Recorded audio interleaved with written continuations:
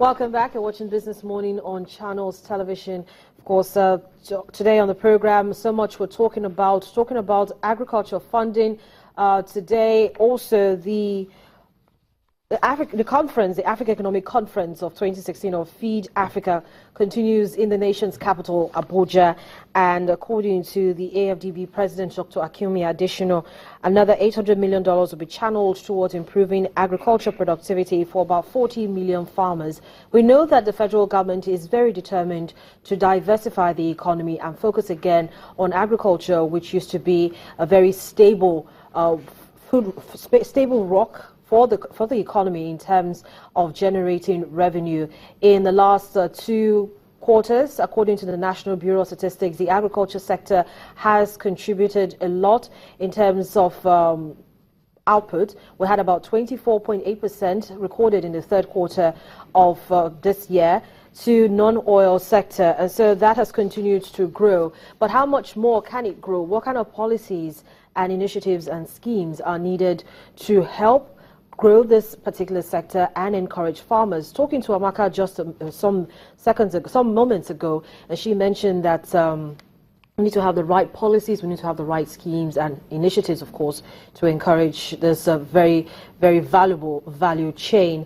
And I'm being joined now on the program by management consultant Obiora Onyeso, who is going to be talking to us about the key issues in funding for the agriculture sector, what the value chain needs at this time, and talking a little bit about the CBN's Anchors Borough program. It was actually launched last year by the president, and since then till now, the CBN has rolled out more plans to see that this particular scheme succeeds. But another question that a lot of people have asked is how sustainable is this particular program, and if the Central Bank of Nigeria has really any business floating or running such a scheme.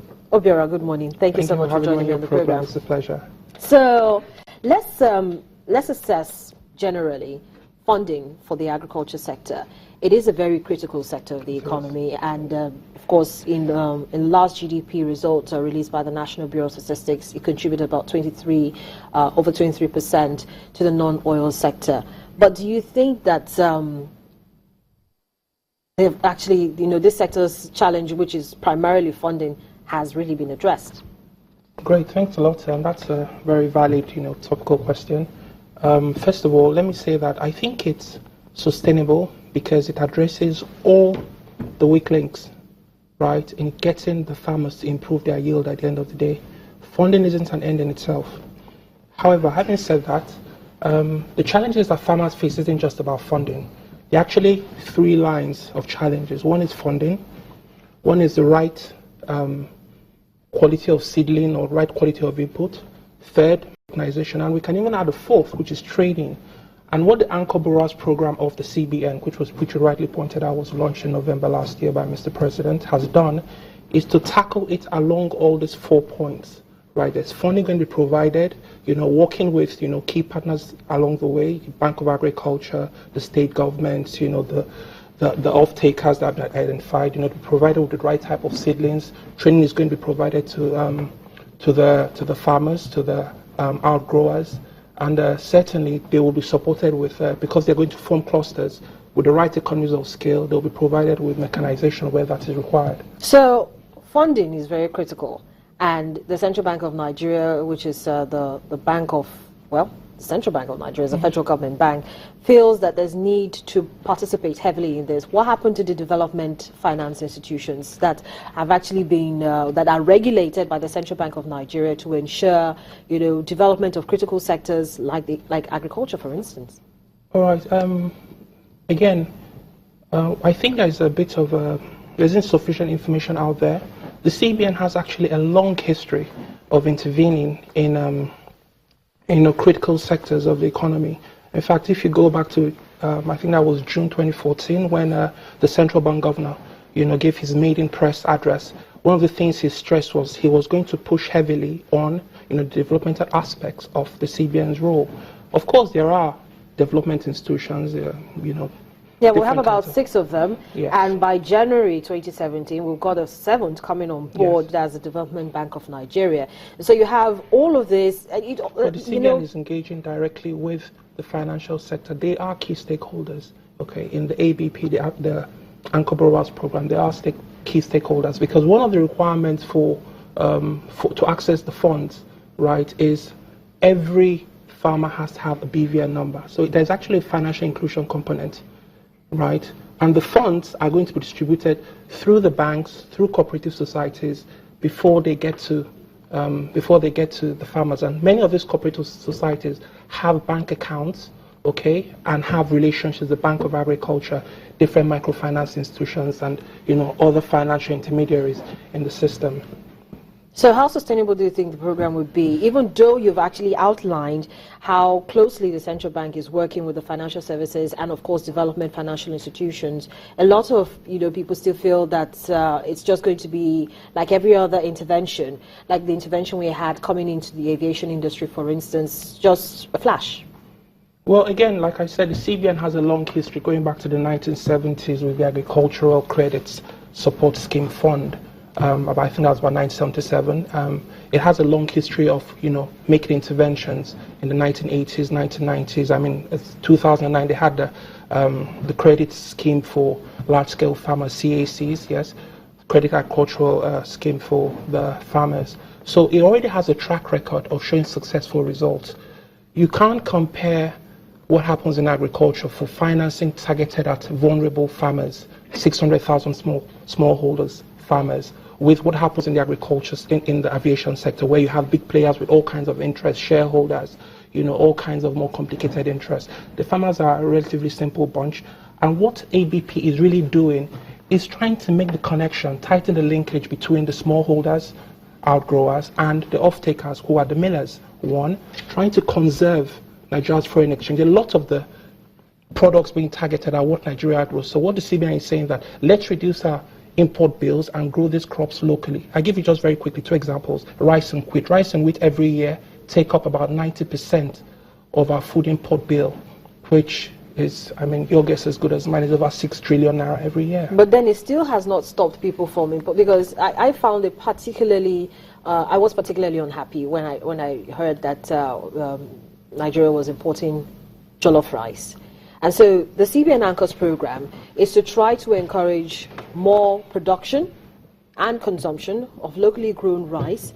And a number of stories. Very recently, the CBN also talked about the MOU Rice, that it's ready for consumption and it's at a very affordable rate. You could get it for as affordable as 8,000 naira per bag.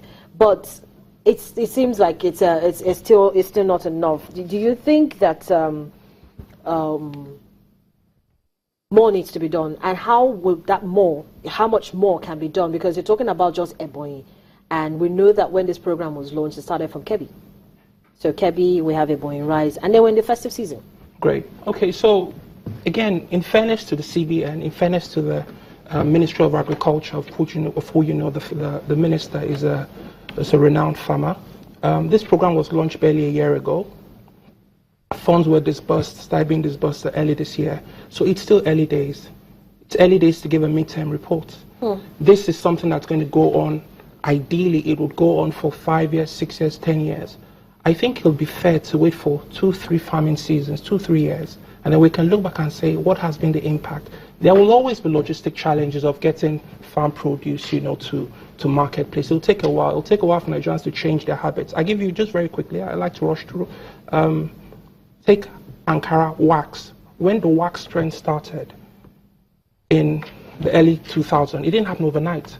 It took a while, but if you go today and look at all the fashion designers, Larry da Silva, the whole crop of them at the Heineken fashion show, the GT Bank fashion annual fashion show, you see everyone is working in wax. It didn't happen overnight. It takes a while for mindsets to change. It takes a while for diets to change. So rice, wheat, palm oil, all these crops that are being targeted by the CBN. Let's wait 2-3 years. But so far, I can tell you that this year alone, we're going to see agricultural output increase from 2.55 million metric tons to about 2.7 million metric tons at least, which is over 140,000 metric tons. added in the space of less than a year. But even at that, you still get, headlines, you still hear most market watchers complaining that there's an imminent famine that might come at the beginning of 2017, even with the improved tonnage of rice that we're seeing and wheat production. Okay, let's be balanced here. So we have nature will take its course. There will be natural disasters, there will be farming, there will be desertification, there will be floods. This will happen. The CBN isn't a magician to control these elements. That's one.